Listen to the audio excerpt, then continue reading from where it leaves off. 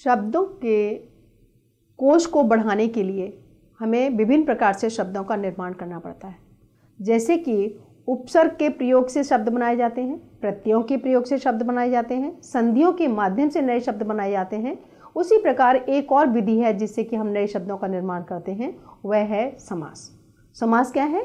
संक्षिप्तीकरण इत्य समास है, यानी कि संक्षिप्त में शब्दों को जोड़कर संक्षिप्तीकरण कर देना समास कहलाता है। जैसे कि घोड़े पर सवार व्यक्ति हम न लिख करके हम उसे घुड़सवार लिखें, क्योंकि भाषा में लिखने के लिए हमें कम से कम शब्दों में हम ज़्यादा बात कह सकें, ये जरूरी है और इसके लिए आवश्यक है कि हम शब्दों का संक्षिप्तीकरण करें। तो घुड़सवार शब्द का प्रयोग करने से हमें पता लगता है कि यहाँ पर घोड़े पर सवार व्यक्ति की बात की जा रही है।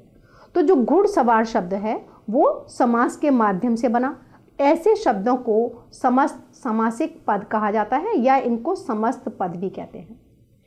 इनका विग्रह किया जाता है, क्योंकि आपने समस्त पद तो बना दिया, लेकिन जब इनका विग्रह किया जाता है तब उसको हम विस्तृत रूप से लिखते हैं, यानी कि खोलकर शब्दों की बात को बताते हैं। जैसे घुड़सवार शब्द का यदि हमें समस्त विग्रह करना होगा तो हम लिखेंगे घोड़े पर सवार।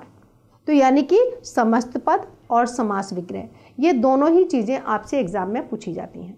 यानी समास पूछा जाएगा, एक चीज़ दी जाएगी, या तो आपको शब्द दिया जाएगा, समस्त पद दिया जाएगा और आपसे समास विग्रह करवाया जाएगा और समास का नाम पूछा जाएगा, या आपको विग्रह किया हुआ शब्द दिया जाएंगे और उससे आपको समस्त पद बनवाया जाएगा और समास का नाम पूछा जाएगा।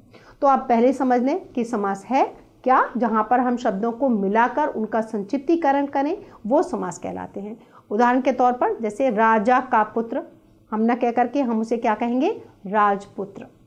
रसोई के लिए घर, रसोई के लिए घर इतना बड़ा शब्द न बोल करके हम बोलेंगे रसोई घर। तो इस तरीके से शब्दों का जो संक्षिप्तीकरण कर दिया जाता है वो कहलाते हैं समास।